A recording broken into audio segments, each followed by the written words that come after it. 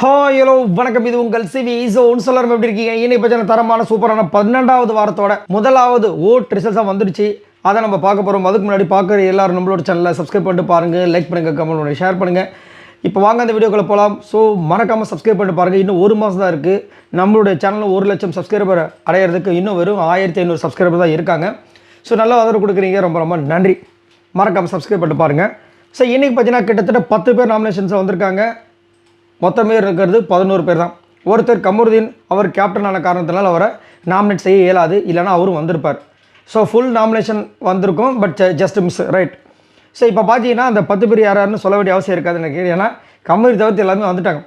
அதுக்கப்புறம் பார்த்தீங்கன்னா இன்றைக்கி காலையிலேருந்து ஒரு பெரிய சண்டை, பயங்கரமான சண்டை போச்சு. அதுலேயும் முக்கியமாக பார்த்தீங்கன்னா கமருதீனுக்கு வந்து 24 மணி நேரத்தில் விஜய் பரவர் அவங்க அம்மா அங்கே வரது வந்துட்டு ரொம்ப வயிற்றில் வந்து புளியை கரைக்குதா என்னன்னு தெரியல. அதை வந்து ஸ்டாப் பண்ணுறதுக்கு பேட் டச்சுன்ற ஒரு விஷயத்தை வந்து தேவையில்லாமல் இழுத்து அவங்களையும் அசிங்கப்படுத்தி அவங்கள கலாய்ச்சி அதுக்கப்புறம் அவங்களோட பேரை கலங்க ஏற்படுத்துகிற மாதிரி சாண்ட்ரா கிட்ட போய் சொல்லி, சாண்ட்ரா போய் திவ்யா கிட்ட சொல்லி, திவ்யா போய் அங்கே இருக்கிற எல்லா ஹவுஸ்மேட்ஸ்களையும் சொல்லி கடைசியில் இப்போ 2 பேர் ஒன்று சேர்ந்துட்டாங்க. இப்போ இதில் யாருக்கு நஷ்டம்? விஜய் பார்வதிக்கு. ஏன்னா விஜய் பார்வதியை பற்றி அங்கே தப்பாக சொன்னதுனால எல்லாரும் வந்துட்டு நம்ம நேற்று தான் சொன்னோம்ல, விஜய் பார்வதி வந்து கமருதீனோட கேமை வந்துட்டு ஓவர்டேக் பண்ணுறாங்கன்னு. அதனால் அவங்க வேணும்ட்டு இந்த பேட் டச்சுன்ற விஷயத்தை கிளப்பிட்டாங்கன்னு சொல்லிட்டு ஒரு கெட்ட பேர். போதுமா சார் கமருதீன் சார்? இதில் வேறு எல்லாம் செஞ்சு முடிச்சுட்டு இதெல்லாம் நான் ஏன் செய்கிறேன்னா, ஏன்னா நீ எனக்கு வேணும் அப்படின்றாரு. சூப்பர். இதெல்லாம் அவங்க அம்மாவும் அவங்க வீட்டில் இருக்கவங்களாம் பார்த்துட்டு உங்களை வந்து ஏற்றுக்கணும். சூப்பர் ஐடியாவாக இருக்கேன்ற மாதிரி இருந்துச்சு.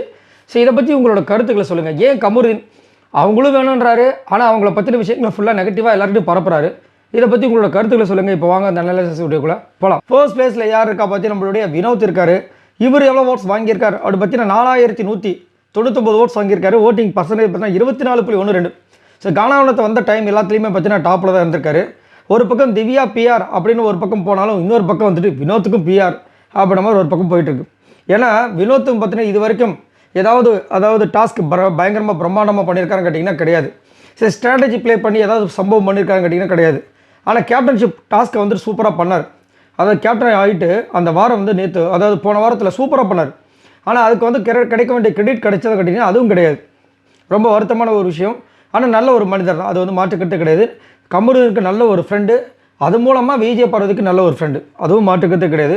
உங்களுக்கு கானாவினத்தை பற்றி பிடிக்குமா பிடிக்காதான்றதை சொல்லுங்கள். எனக்கு முதல் பிடிக்காது, ஆனால் இப்போ ரொம்ப பிடிச்சிருக்கு. 2வது பேஸ் பார்த்தீங்கன்னா திவ்யா இருக்காங்க. இவங்க எவ்வளோ ஓட்ஸ் வாங்கியிருக்காங்க அப்படி பார்த்தீங்கன்னா 3161 ஓட்ஸ் வாங்கியிருக்காங்க. ஓட்டிங் பர்சன்டேஜ் பார்த்தீங்கன்னா 18.16.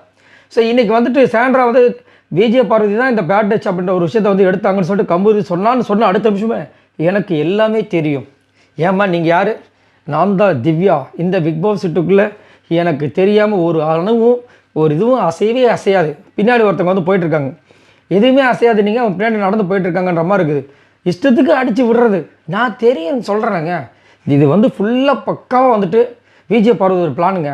எப்படியாவது இவன் மேலே வந்து பேட் டச்சுன்ற ஒரு விஷயத்தை போட்டு வெளியே அனுப்பணும். ஏன்னா ஓவர்டேக்கு சொல்லிட்டோம்ல, அவங்க மாட்டிக்கிட்டாங்கல்ல, நடக்கவே இல்லை அந்த மாதிரி. ஐயோ கதையை திறக்கிறது, வசனம், டைரக்ஷன் எல்லாமே நீங்கள் சூப்பர்மா அப்படிமா இருந்துச்சு.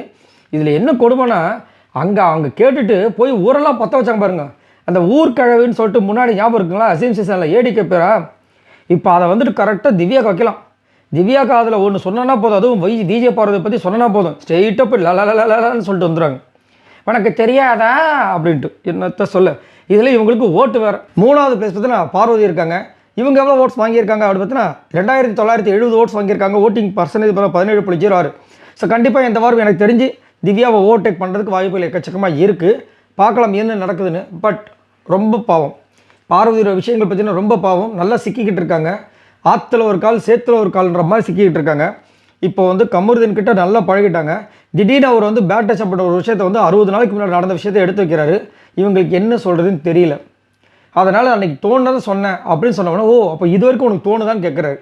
இங்கே என்ன பண்ணுவாங்க, எல்லாம் முடித்து எல்லாம் அசிங்கப்படுத்தி அவங்க ரொம்ப மட்டமாக திட்டி பக்கத்தில் சேர்லாம் இட்டு உதச்சி அப்புறமா சொல்கிறாரு, இதெல்லாம் நான் ஏன் கிளியர் பண்ணேன்னா நீ எனக்கு வேணும் அப்படின்றாரு. என்னோடய ஜென்ரேஷன் இதுக்கப்புறம் தான் வரப்போகுது. முதல்ல வந்துட்டு நீ எல்லாம் ஒரு பெரிய ஐஸ்வர்யா ராயா, ஆளும் மண்டையும் அப்படி இப்படி அசிங்கப்படுத்துறாரு. அதுக்கப்புறம் வந்து ஹக் பண்ணுறாரு. என்னத்த சொல்ல, பாவம் இந்த பொண்ணு ரொம்ப கஷ்டம். இதில் வேறு இன்னொரு விஷயத்தை வேறு சொல்லியிருக்காரு. ஏன்னா இங்கே வந்து விஜய் பார்வதி பேசிட்டு அதுக்கப்புறம் அரோரா கிட்ட வந்து நான் எல்லாத்தையும் கேமரா ரெஜிஸ்டர் பண்ண மாதிரி வாக்குமூலம் வாங்கிட்டன்ற மாதிரி சொன்னாராம். அதை நான் கவனிக்கல. நம்ம சப்ஸ்கிரைபர் சொல்லும் போது நம்மளுக்கு தெரிஞ்சுது. ரைட். 4வது பிளேஸ் பார்த்தீங்கன்னா அரோரா இருக்காங்க. இவங்க எவ்வளோ ஓட்ஸ் வாங்கியிருக்காங்க அடுத்துனா 1404 ஓட்ஸ் வாங்கியிருக்காங்க. ஓட்டிங் பர்சன்டேஜ் பார்த்தீங்கன்னா 8.07. அரோரா அப்படி இந்த பிக் பாஸ் வீட்டுக்குள்ளே என்ன பண்ணுறான்னு சத்தியமாக எனக்கு புரியல. அதே மாதிரி இது வரைக்கும் கேப்டனாக இருக்காங்களா கேட்டிங்கன்னா கிடையாது. சரி, ஏதாவது டாஸ்க் வின் பண்ணியிருக்காங்களா கேட்டிங்கன்னா கிடையாது. ஏதாவது ஸ்ட்ராட்டஜியாக ப்ளே பண்ணியிருக்காங்களா கேட்டிங்கன்னா கிடையாது. சரி, கிச்சன் டீமு இந்த மாதிரி இந்த டீம்லலாம் பயங்கரமாக ஒர்க் பண்ணியிருக்காங்களா கிடையாது. அப்புறம் எப்படி இவ்வளோ தூரம் வந்தாங்க? சரி, விஜய் சேதுபதி அவர்கள் இப்போது பாராட்டுறதை விட்டுட்டு முன்னாடிலாம் ஸ்டார்டிங் வந்து பாராட்டிருக்காருக்கிட்ட கிடையாது. ஆடியன்ஸுன்னு யாரை கலாய்ச்சது? அரோராவை தான். அப்புறம் எப்படி இப்போ வந்து 4th பிளேஸில் இருக்காங்கன்னா அது அவங்களுக்கே தெரியாது. ஏன்னா அவங்களே சொல்லிட்டாங்க, எனக்கு தெரிஞ்ச அடுத்த வாரம் டிக்கெட்டு ஃபினாலே இல்லைனா மணி பாக்ஸ் வைக்க வாய்ப்பு இல்லை, டிக்கெட்டு ஃபினாலே வைப்பாங்க. அதுலேயும் பெருசாக பண்ணுவாங்களா கேட்டிங்கன்னா பர்ஃபார்மன்ஸ் பண்ண மாட்டாங்க. ஆனால் பணப்பேட்டியில் சண்டை போடுவாங்க. அவங்கள விட்டு கொடுக்கறதுக்கு 2-3 பேர் ரெடியாகவும் இருப்பாங்க.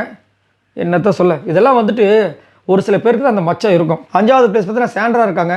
இவங்க எவ்வளோ ஓட்ஸ் வாங்கியிருக்காங்க அடுத்து 1280 ஓட்ஸ் வாங்கியிருக்காங்க. ஓட்டிங் பர்சன்டேஜ் பார்த்தீங்கன்னா 7.35. ஸோ சாண்ட்ராக்கு ஓட்டு வர ஆரம்பிச்சிச்சு பார்த்தீங்களா?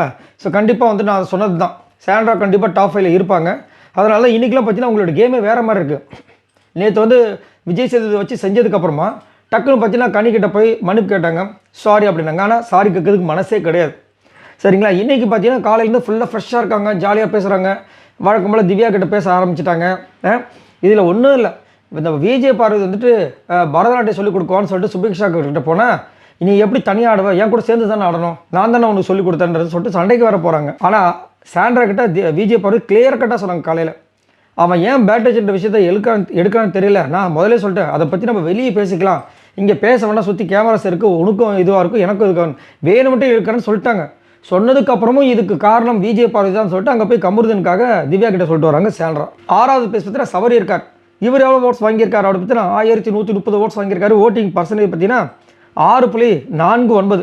ஸோ சபரியை பற்றி நான் ஆல்ரெடி சொன்னதான் உங்களுக்கு. சபரியெல்லாம் வந்துட்டு நல்ல தரமான ஒரு செய்கை இந்த பிக் பாஸ் சீசன் 9ல் கொடுத்துருந்தாரு. அவர் தான் டைட்டில் வின்னர். ஏன்னா இப்போ வரைக்கும் டைட்டில் வின்னர் யார் வர போகிறாங்கன்னு சொல்லிட்டு ஒரே கொஸ்டின் மார்க்கில் தான் இருக்குது. ஆனால் இவர் என்ன பண்ணுறாருன்னா ஒன்றுமே பண்ணல, அதான் கொடுமை. ஸ்டார்டிங்கில் ஓரளவுக்கு கொஞ்சம் சுறுசுறுப்பாக இருந்தார், ரொம்ப நேர்மையாக இருந்தார், எல்லா விஷயம் தட்டி கேட்குற மாதிரி இருந்தார். கடைசியில் பார்த்தீங்கன்னா புஷ்ஷுன்னு போச்சு, இப்போ ஒன்றுமே இல்லாமல் இருக்கார். அதுலேயும் குறிப்பாக விஜய் போகிறது கார்னர் பண்ணுறதுல நல்ல ஒரு கெட்டிக்காரராக இருக்கார். 7வது பிளேஸ் பார்த்தீங்கன்னா கனி இருக்காங்க. இவங்க எவ்வளோ ஓட்ஸ் வாங்கியிருக்காங்க அப்படி பார்த்தீங்கன்னா 1051 ஓட்ஸ் வாங்கியிருக்காங்க. ஓட்டிங் பர்சன்டேஜ் பார்த்தீங்கன்னா 6.04. ஸோ கனிக்கு இந்த வாரம் போகிறது வாய்ப்பு இருக்காங்க கேட்டிங்கன்னா கண்டிப்பாக வாய்ப்பு இருக்குது. ஆனால் வெளியே போகக்கூடாதுன்றது என்னோட கருத்து. ஏன்னா இவங்களும் ஒரு நல்ல திறமையான ஒரு போட்டியாளர், மாற்று கருத்தே கிடையாது. ஆனால் இவங்க வந்துட்டு விஜய் பார்வதி நாமினேட் பண்ணுறதை கரெக்டாக விஜய் பார்வதி கண்டுபிடிச்சாங்க. ஏன்னா இவங்க நேற்று ஒரு வார்த்தையை இவங்க கிட்ட விட்டுருக்காங்க, அதே வார்த்தையை அங்கே பிக் பாஸ் சொல்லும் போதே கண்டுபிடிச்சிட்டாங்க. ஓஹோ நீங்கள் தானே. அவங்க இல்லை நான் இல்லை அப்படின்னாங்க. அம்மா ஏன் ஆமான்னு சொல்லிட்டு போக வேண்டியதுதானே. ஏன்னா நேற்றே பார்த்தீங்கன்னா திடீர்னு வந்து விஜய் பார்வதி புகழ்ந்தெல்லாம் பேசியிருக்காங்க. இவங்க மட்டும் இல்லை, விக்ரமும் சேர்ந்து. 8வது பேச பார்த்தீங்கன்னா விக்ரம் இருக்கார். இவர் எவ்வளோ ஓட்ஸ் வாங்கியிருக்கார் அப்படி பார்த்தீங்கன்னா 917 ஓட்ஸ் வாங்கியிருக்காரு. ஓட்டிங் பர்சன்டேஜ் பார்த்தீங்கன்னா 5.27. என்னங்க நடக்குது? ஆஹா, விக்ரம் எப்பயுமே நல்ல ஓட்டு தான் வாங்கிட்டு இருந்தார். செகண்ட் பிளேஸு, ஃபஸ்ட்டு பிளேஸில் வந்திருந்தார், 2வது பிளேஸு, 3வது பிளேஸ் வந்தார்.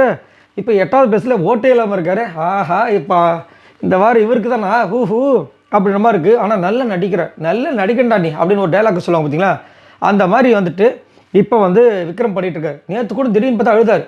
எல்லாருக்கும் ஒரே ஷாக். எதுக்காக அழுகுறாரு பார்த்தா, அந்த பொண்ணு பாவங்க, அந்த பொண்ணு நான் மேலே உட்காந்துட்டு இருக்கும்போது விக்ரம் இந்த எஃப்ஜே காலை வந்து வாரி விட்டேன், நல்ல வேலை அந்த பொண்ணு கீழே விழாம போச்சு. இதெல்லாம் எங்கள் அப்பா அம்மா செஞ்ச ப்ரேயர் தான்.